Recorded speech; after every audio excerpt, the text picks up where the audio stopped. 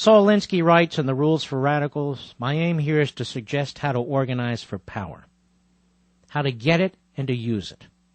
I will argue that the failure to use power for more equitable distribution of the means of life for all people signals the end of the revolution and the start of the counter-revolution." That would be you and me. We're the counter-revolution, unlike them. Here's a whole section on the ideology of change, an entire section in The Rules of Radicals. And the word change is laced throughout. He writes, "An organizer working in and for an open society is in an ideological dilemma. To begin with, he does not have a fixed truth. Truth to him is relative and changing. Everything to him is relative and changing. He is a political relativist." He goes on, "The basic requirement for the understanding of the politics of change is to recognize the world as it is." What he's saying is, don't preach radical revolution. Don't preach overthrowing society.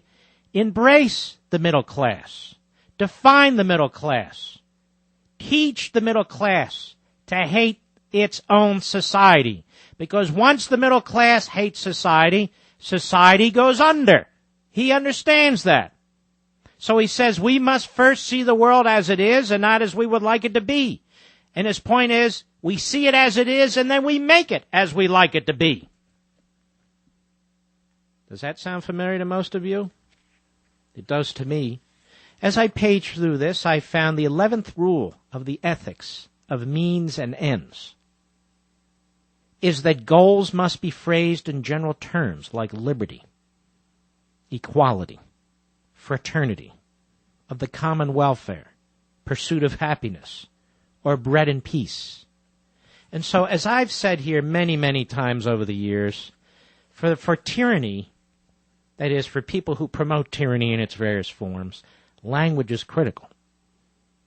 They use semantics to change the debate. And so Obama talks about tax credits for people who don't pay taxes. And what we're talking about is a massive redistribution of income to people who don't pay taxes. And he spoke words that have stayed with me ever since. He talked about the world as it is, really, and the world as it should be. Really? Right. And he said that all too often we accept the distance between the two and we settle for the world as it is, even when it doesn't reflect our values and aspirations. Who does that sound like? But he reminded us that we also know what the world should look like. He said, we know what fairness and justice and opportunity look like. And he urged us to believe in ourselves, to find the strength within ourselves to strive for the world as it should be. And isn't that the great American story? Isn't that the great quotes from Saul Alinsky out of Rules for Radicals that I've been reading? Aren't her comments exactly out of this book by a commie community agitator? And I'm supposed to pretend that there's no connection between Alinsky, this book, Obama, Michelle Obama, and all their friends and relations, right? Instead, I should focus on Governor Sarah Palin, who they attack like a piñata. That's okay. But the guy who wants to be president, the most radical man ever nominated by any party in this country, any major party to be president, him I'm supposed to ignore. You want to hear more from Michelle, just to remind you of the connection between what I'm reading and what you're hearing? How about, let's see, how about cut 8? Do you have cut 8 there? Let's go. We have lost the understanding that in a democracy, we have a mutual obligation to one another.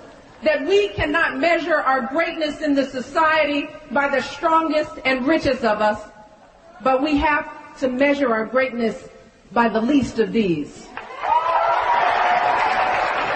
That we have to compromise and sacrifice for one another in order to get things done. That is why I am here, because Barack Obama is the only person in this race who understands that. That before we can work on the problems, we have to fix our souls. Our souls are broken in this nation. He's going to fix our souls because our souls are broken in this greatest of nations, ladies and gentlemen, and Barack Obama is going to do that. More from Rules for Radicals, Obama's guidebook. The basic tactic in warfare against the haves, notice the Marxist terminology, is a mass political jujitsu. The have-nots do not rigidly oppose the haves, but yield in such planned and skilled ways that the superior strength of the haves becomes their own undoing.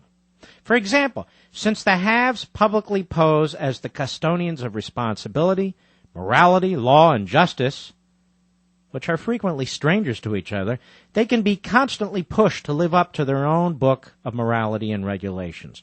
No organization, including organized religion, can live up to the letter of its own book.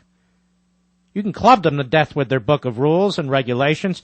This is what the great revolutionary Paul of Tarsus knew when he wrote in the Corinthians, blah, blah, blah. Here's the point. In other words, you attack society's imperfections. Now, ladies and gentlemen, society is imperfect because human beings are imperfect. What Alinsky is preaching here is to seize on that as applies to the targets of the community organizer and use that to hammer him. So you hear Barack Obama day in and day out attacking Wall Street. Well, what's Wall Street? Wall Street's not one thing. It's not just banks. It's not just the stock market. It is the financial center of the United States of America. And by that I don't mean that's where all the employees are, obviously. But that's where money, a lot of decisions about money, savings, and so forth, are made, are concentrated.